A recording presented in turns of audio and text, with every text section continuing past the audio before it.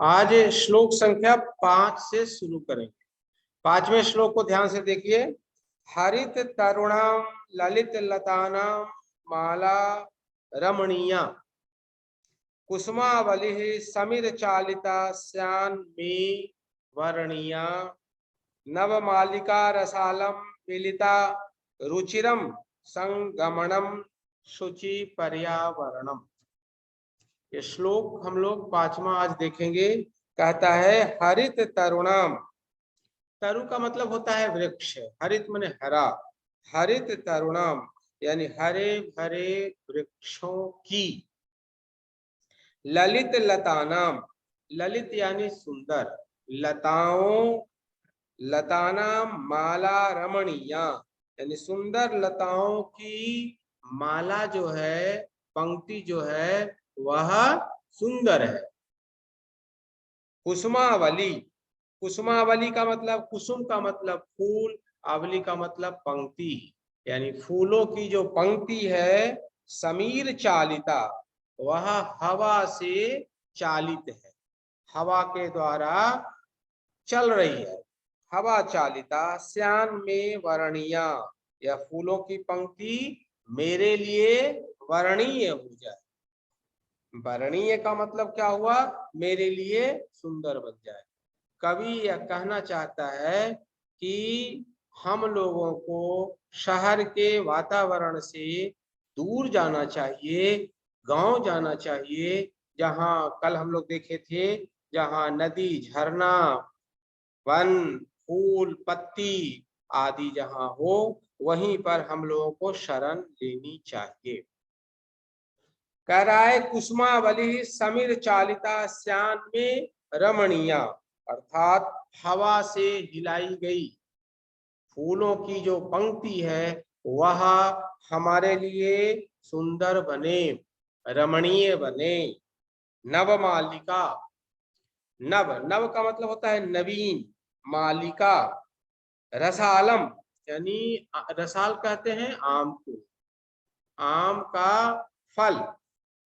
तो नवीन मालिका रसालम यानी आम की जो पंक्ति है, नई जो पंक्ति है वह रसालम मिलिता रुचिरम संगमनम, वह हमारे लिए रुचिकर हो जाए, प्रिय हो जाए।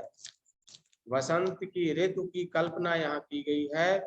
वसंत ऋतु में आम के वृक्ष पर फूल निकल आते हैं और छोटे छोटे आम के फल भी लग जाते हैं।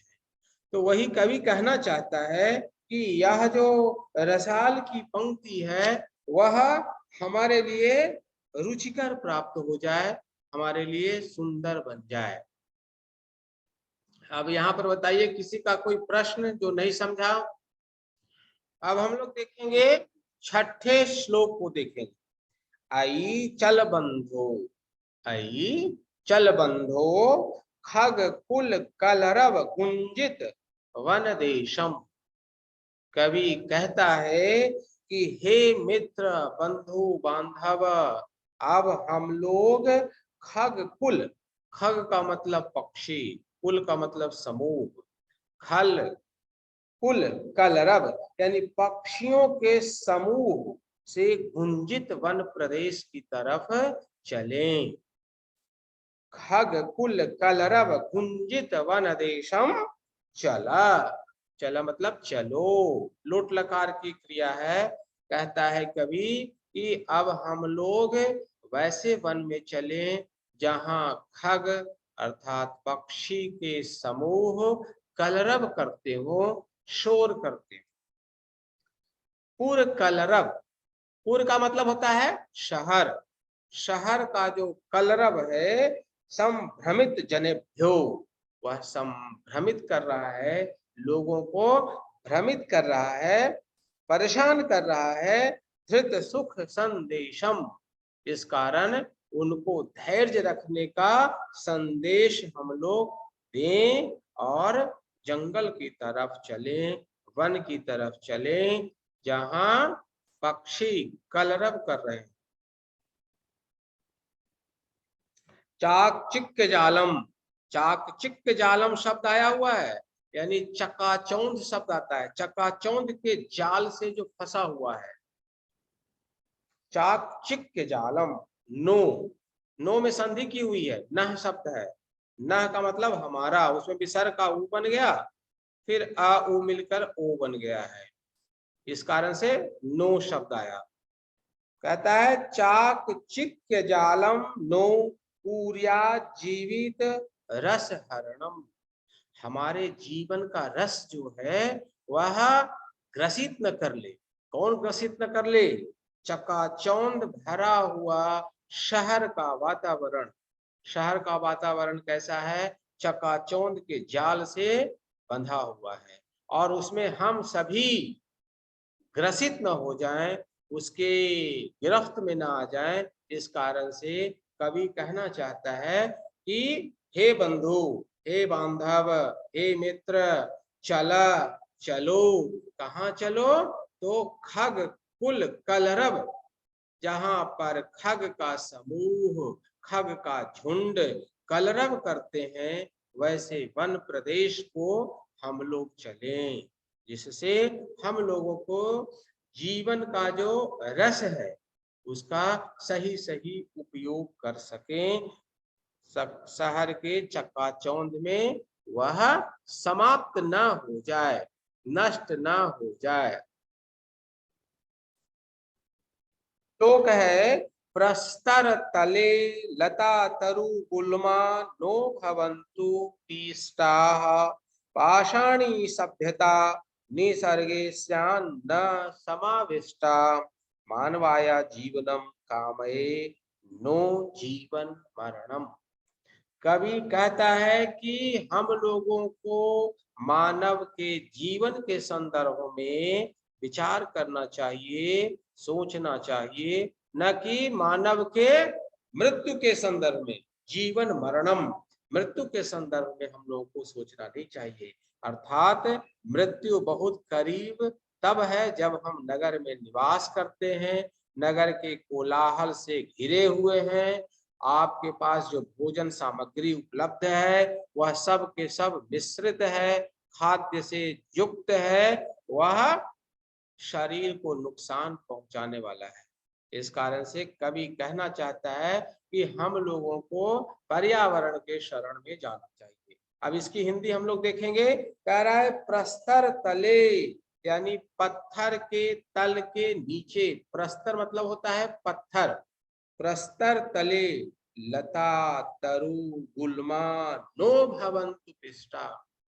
देखिए ध्यान दीजिएगा, जिस तरह से पत्थर के नीचे लता तरु यानी वृक्ष, गुल्मा, ये सब क्या करते हैं? नो भवन्तु पिष्टा, वह जो है पिष्ट है, यानी पीसा जा रहा है ना? क्या क्या पीसा जा रहा है? लता तरु गुल्मा। गुल्मा किसको कहते हैं? झाड़ियों को। ये सब पत्थर के नीचे पीसे जा रहे हैं, है ना? लता तरु गुल्मा नो भवन्तु पिष्टा पाषाणी सभ्यता निसर्गे, पाषाणी सभ्यता निसर्गे स्यान्न समाविष्टा, यानी पाषाणी सभ्यता से, पथरीली सभ्यता से हम लोग उसमें सम्मिलित ना हो जाएं, घुल मिल ना जाएं। इस कारण से वहां से हम लोगों को हटना चाहिए। क्यों हटना चाहिए? कहता है कि जिस तरह से पत्थर के पास लता तरु और गुल्म पीसे जाते हैं, उसी तरह से हम लोग भी पीसे जाएंगे।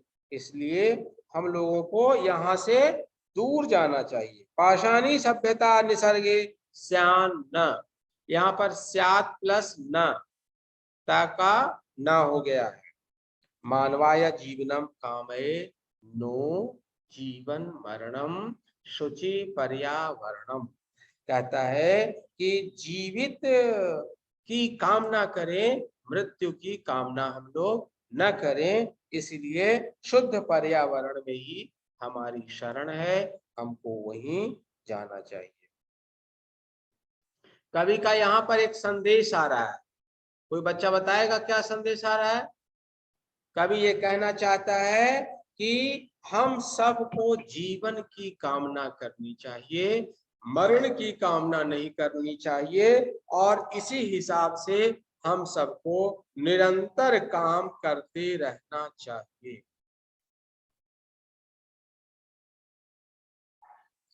यहाँ पर देखिए लिखा हुआ है अस्ति देवलाख्यो ग्रामः, अस्ति देवलाख्यो ग्रामः, अर्थात देउल नाम का एक गांव था। अस्ति का अर्थ कभी कभी प्रयोग जो होता है वह भूतकाल के अर्थ में हो जाता है, यानी प्राचीन काल में, ऐसा अर्थ यदि बोलना हो तो अस्ति शब्द को हम लोग पहले रखते हैं और फिर वाक्य की संरचना कर देते हैं, वाक्य बना देते हैं। अस्ति देवलाख्यो ग्राम, अर्थात देवलाख्य नाम का एक गांव था। तत्र, तत्र व्यय, तत्र का मतलब हो गया वहां, राजसिंह नाम राजपुत्र वसति स्म, वहां राजसिंह नाम एक राजपुत्र रहता था। स्म का प्रयोग हुआ है, स्म जो है वह भूतकाल के अर्थ में किया जाता है, जैसे पठति स्म, पढ़ता था। आपको क्लास में बताया गया है कि जैसे पठती शब्द सह पठती, आपको यदि भूतकाल बनाना है तो इसमें स्म का प्रयोग कर दीजिए क्रिया के साथ, सह पठती स्म, अर्थात वह पढ़ता था, ऐसा अर्थ हो गया। एकदा, एकदा का अर्थ हो गया एक बार, केनापि आवश्यक कार्येण तस्य भार्या बुद्धिमती पुत्रद्वयोपेता पितुर्गृहं प्रति चलिता, अर्थात एक बार केनापि यानी किसी जरूरी काम से, आवश्यक कार्य, कोई उसके पास आवश्यक काम आ जाता है जिसके कारण तस्य भार्या, तस्य यानी उसकी पत्नी, तस्य भार्या बुद्धिमती, उसका नाम था बुद्धिमती, यानी उसकी पत्नी बुद्धिमती पुत्र द्वयोपेता यानी दोनों पुत्रों के साथ पितुर्गृहं प्रति चलिता, अपने पिता के घर जाने लगती है। चलिता, चलिता में कौन सा प्रत्यय लगा हुआ है? चल प्लस कत प्रत्यय लगा हुआ है भूतकाल के अर्थ में। चलिता, जैसे पठिता शब्द आप बनाते हो, पठिता, गता, उसी तरह से चलिता शब्द बन गया, यानी उसकी पत्नी जो है अपने दोनों पुत्रों को लेकर के अपने पिता के घर जाती है। क्लियर है? यहां तक कोई प्रश्न? नहीं। मार्गे गहन कानने, मार्गे में सप्तमी विभक्ति लगी हुई है, अर्थात रास्ते में, गहन कानने सा एकम व्याघ्रम ददर्श, रास्ते में जंगल मिलता है और जंगल से पार कर रही थी, इसी बीच में एकम व्याघ्रम ददर्श, उसने एक बाघ को देखा। किसने देखा?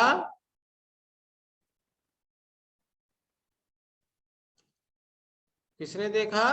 दीपशिखा? राज सिंह की पत्नी ने। उसकी पत्नी ने एक बाघ को देखा। सा व्याघ्र मागछन्तम, यहाँ पर देखिए संधि विच्छेद करिए, व्याघ्रम आगछन्तम सब हो जाएगा, व्याघ्रम आगछन्तम, दृष्ट्वा धराष्ट्रात् पुत्रौ चपेटया प्रहृत्य जगाद, देखिए वह कितनी चतुर थी, कितनी चालाक थी, दक्ष थी। अब वह करती क्या है कि वह सा व्याघ्रम आगछन्तम, आगछन्तम में द्वितीया का एक वचन लगा हुआ है, वह आते हुए बाघ को दृष्टवा देख करके, धाष्ट्रयात् यानी धृष्टता से, ढिठाई से, यानी अंदर से मजबूत होते हुए, पुत्रौ चपेटया प्रहृत्य जगाद, यानी अपने पुत्र को मारते हुए, किससे?